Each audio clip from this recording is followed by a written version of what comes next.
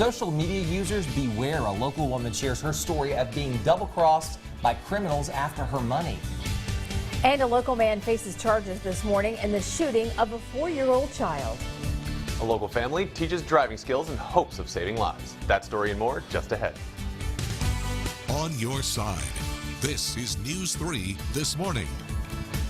A very good morning to you as we're taking a live look from the Phoenix City Amphitheater. You are waking up to Tuesday morning, and we are so glad that you are with us. Hello, everyone, and welcome to News 3 This Morning. I'm Greg Lloyd. And I'm Tila Stahl. And I'm Jeff Kelly, and I'm giving today a 3. Oh, that sounds good. Now, it's going to look like a 5, but it's going to feel like a 3. Okay? I'm going to get that out there. So, sunshine, light breeze, temperature about 59, so we keep it about 10 degrees below average for today. And let's check our current conditions before you head out the door. Currently at 40, many locations in our viewing area already in the 30s, so we're expecting that to drop off with the sun still about 2 hours away. So a cold morning out there and possible patchy frost for both this morning and tomorrow morning in some areas. Oh, it is still winter. Yeah, definitely. All right. Thank you, Jeff.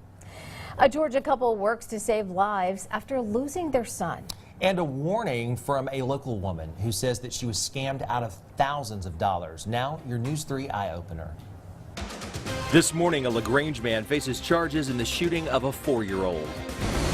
We took our tragedy and turned it into something positive to help others.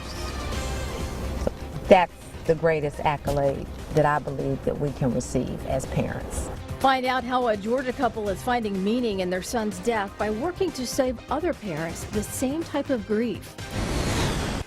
This morning, the latest into the investigation into a series of package explosions in Texas that's killed 2 people. My husband said, it's not real, this and that, but then my husband said he went to Google the signature or whatever. He said, Donald Trump did sign that. That is Donald Trump's signature. A local woman is speaking up this morning in an effort to keep others from being duped by criminals. Meet the new president of a local community college. This job makes it very special for me to be able to finally come home. And Greg, could you use a nap? Oh, Tila, always. Then this could be your day. All that and more, but first, today's top stories.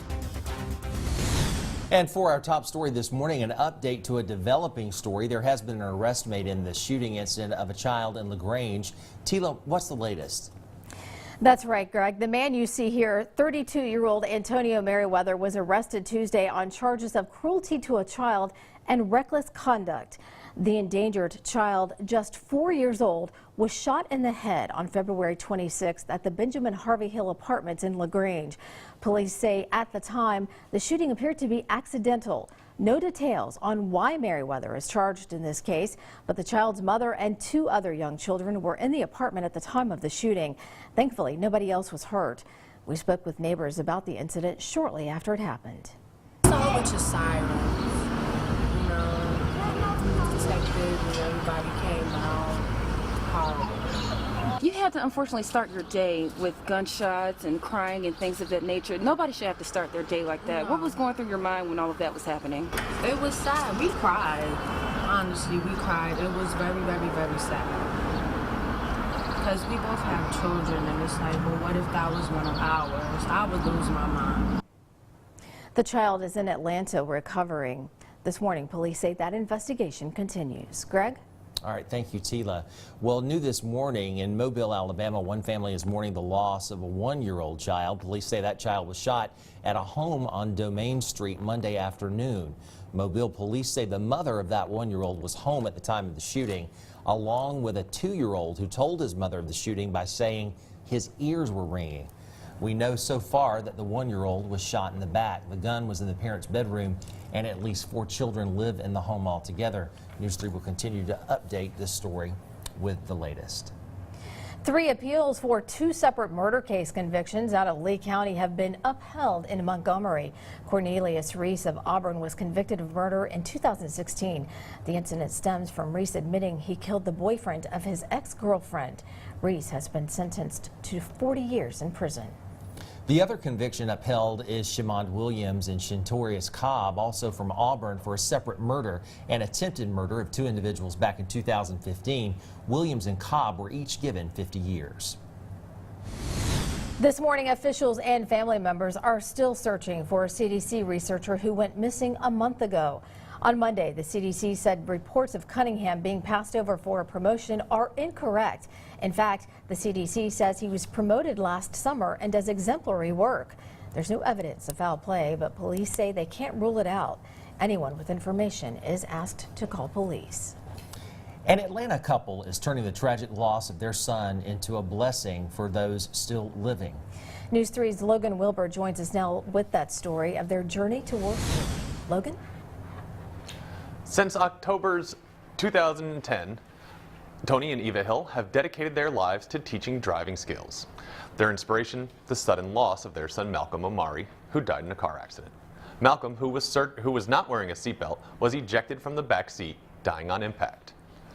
Malcolm was one of 4 men riding in the car without a seatbelt. Despite the loss, the Hills knew they had to use their grief as fuel to save others. For over 7 years now, they've conducted the Malcolm Omari Safe Driving class.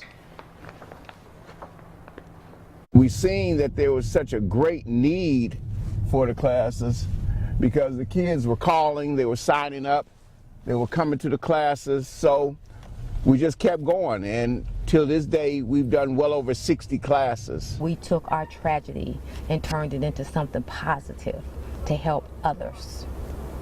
So that's the greatest accolade that I believe that we can receive as parents. Georgia DOT, there were over 1,500 fatalities on Georgia's roadways in 2017. The Hills hope their driving safety classes will help decrease that number. These classes will be offered here in Columbus in the upcoming weeks. Greg and Tila? Okay, Logan, thank you. And if you're interested in participating in the Safe Driving class, you can visit our website, WRBL.com, for more information. Well, making news, Alabama is among 4 states receiving funds to preserve sites that highlight stories related to African Americans' struggle for equality.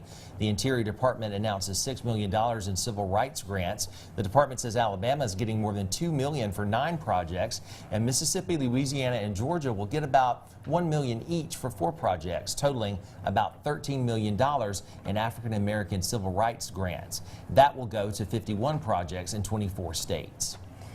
Also making news, the daughter of civil rights icon Dr. Martin Luther King Jr. had a private meeting with Pope Francis at the Vatican on Monday. Bernice King presented the pontiff with the 6th volume of her late father's published papers, subtitled Advocate of the Social Gospel, September 1948 through March 1963. King tweeted after the meeting that it was #life-changing. King was in Italy to receive an international prize recognizing women involved in nonviolence and peace initiatives. This morning, fears in Austin, Texas, after 3 package bombs left on doorsteps in suburban neighborhoods have exploded in less than 2 weeks. 2 people have died and 2 have been wounded. Police say the bombings in eastern Austin are likely linked. 2 occurred Monday and 1 on March the 2nd. The victim in this incident came outside of her residence and found a package out front, and she picked up that package, and at that point the explosion, the box detonated. All of the victims were minorities, and investigators are looking into whether race was a factor. However, they backed off initial suggestions that hate crimes could be a core cause. People receiving unexpected packages in Austin, they're being urged not to handle them and to call 911. And be sure to stay with News 3 this morning. We'll be right back in about 2 minutes.